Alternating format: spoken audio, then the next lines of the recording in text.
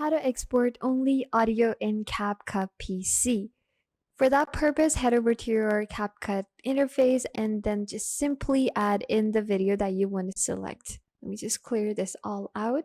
So this is my video, and from this video, all I need to take off is just the audio aspect of this video. So I'm going to right click onto this video, and from here I'm going to click on extract audio. That is going to create a separate audio file for this video.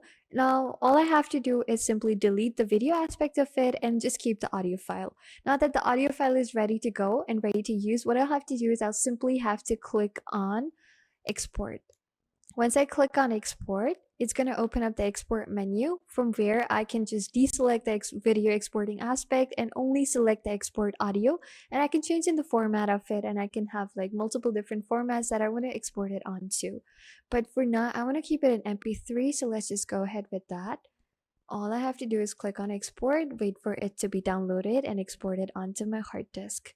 So this is it, a simple, quick, and easy way to export only the audio in CapCut.